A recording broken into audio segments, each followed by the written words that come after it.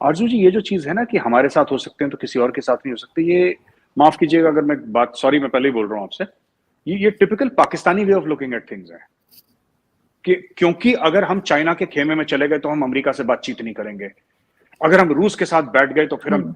इससे बात नहीं, ऐसा नहीं होता है। बांग्लादेश एक खुद मुख्तार मुल्क है, बांग्लादेश को पूरा हक है वो चाइना के साथ रिलेशन, उसको देखिए हम लोग भी तो ऐसा कर रहे हैं। एक बात बताइए, कल बांग्लादेश ये बोलेगा कि आप हमारे दोस्त हैं, आप चाइना से क्यों दोस्ती कर रहे हैं? ऐसा तो ना होता है। हमारी चाइना से लड़ाई भी है, हमारी चाइना से ट्रेड भी है, हमारी $125 अरब की ट्रेड है। तो ये मैंने कई बार देखा है कि इवन पाकिस्तान में जो डिस्कशन होती है ना मीडिया में कि मतलब कि अगर एक तरफ है तो फिर एक ही तरफ है। वो ये नहीं समझते कि मुल्क का जो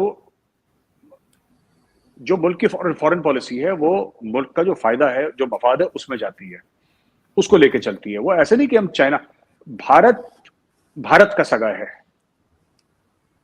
ठीक है, बांग्लादेश बांग्लादेश का सगा है। हमें चाइना या रशिया या अमेरिका का सगा होने की, हाँ दोस्त है हमारे अच्छे, इसमें कोई शक नहीं है। चाइना के साथ भी जबरदस्त ट्रेड है, अमेरिका के साथ भी ट्रेड है, रशिया के साथ भी हम सब लोग खरीदारी करते रहते हैं, वो सब ठीक है। लेकिन at the end of the day Arzoo ji, हमें ये समझना पड़ेगा कि we have to look after India's interest. Similarly Bangladesh, हाँ हम बांग्लादेश को ये थोड़ा ना कह सकते कि तुम चाइना से बात मत करो। हाँ, इन्फ्लुएंस का झगड़ा रहेगा इंडिया और चाइना के बीच में, और बांग्लादेश के लिए अच्छा है ये। भाई कौन ज्यादा इन्वेस्ट करेगा?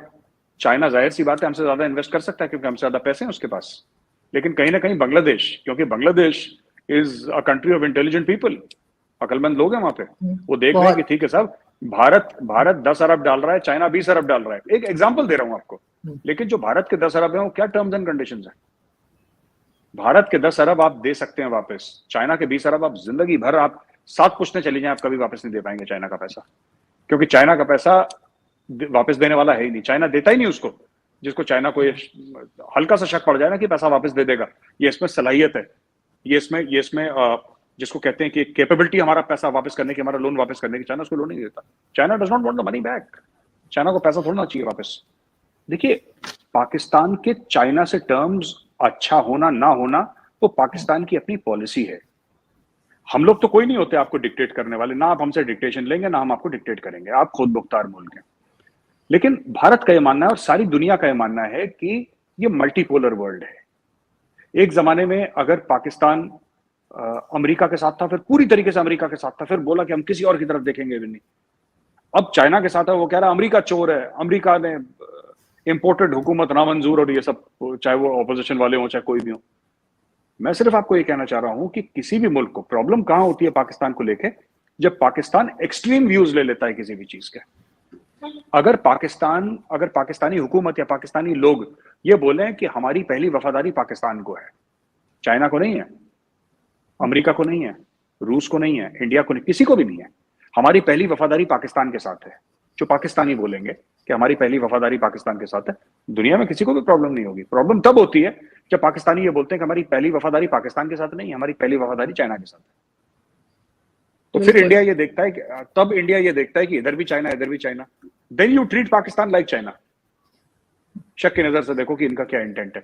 तो ये चीज है, आप जो आपके जो भी हैं वो कहें कि जी हमारी पॉलिसी है पाकिस्तान फर्स्ट, हम चाइना का भी फायदा उठाएंगे, यूएस का भी फायदा उठाएंगे, इंडिया का भी उठाएंगे, रशिया का भी, हम सबका फायदा उठाएंगे अपने मुल्क के मफाद में। ये होती है फॉरेन पॉलिसी।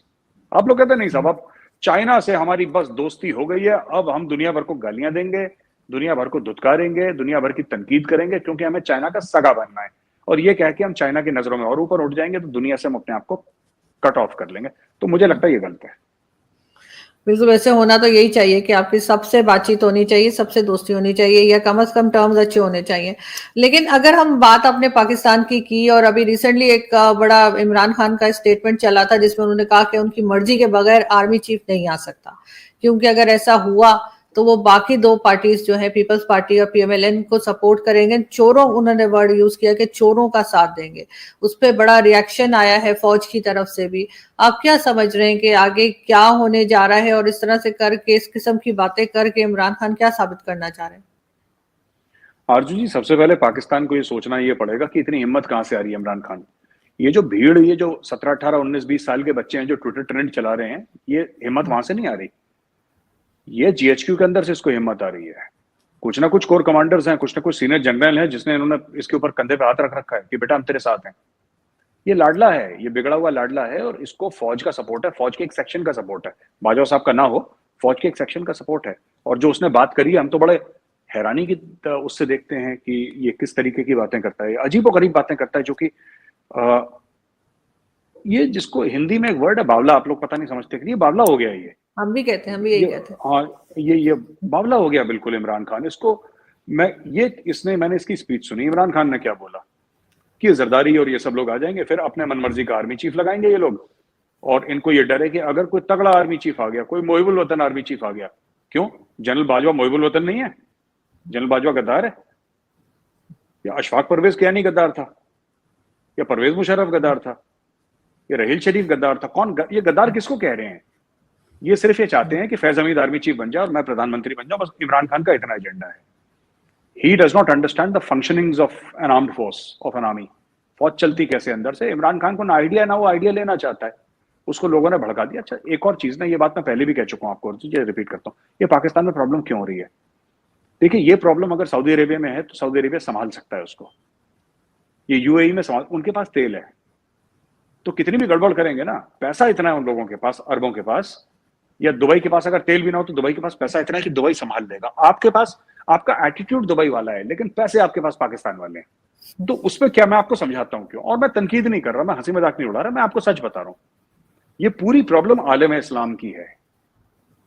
मुस्लिम कंट्रीज में एक ट्रेडिशन रहा है स्ट्रॉन्गमैन का, ठीक है? आप वो जो अतातुर्क था, वो कमाल अतातुर्क, कमाल अतातुर्क, तुर्की वाला, आप उसको देख लीजिए। उसके नक्शे कदम पे, वो तो सेक्युलर आदमी था बेचारा, उसके नक्शे कदम पे ये अर्दोगान अपने आप को, वो ये इस्लामिस्ट है, रेडिकल, लेकिन वही स्ट्रॉन्गमैन वाली बात है ना। असद हम देख लेते हैं, स्ट्रॉन्गमैन।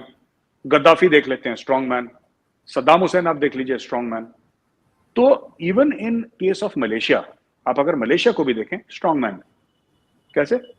मलेशिया में वो महातीर था मोहम्मद, वो देखिए, वो अपने आप को स्ट्रॉन्ग मैन बताता था। बांग्लादेश में देखिए, जो आर्मी का कू हुआ है पहले, और उन्होंने खुद ही बंगा बंधु को मार दिया इन लोगों ने ना, आर्मी ने, बांग्लादेश आर्मी ने, they killed their own father of the nation. So ये हर समय ये पूरे आलम इस्लाम की प्रॉब्लम है, जहां पे, बट ये प्रॉब्लम मिटिगेट हो जाती है गल्फ स्टेट्स में, जहां पे पैसा इतना है, उनको कोई फर्क नहीं पड़ता, एक अमीर हो, एक शेख हो, वो अरबपति है, उसने अपने लोगों को फैसिलिटीज दे रखी है, अपने लोगों को फैसिलिटेट कर रखा है, स्टैंडर्ड ऑफ लिविंग उसने ऊपर कर रखी है, कोई ऑब्जेक्ट नहीं करता।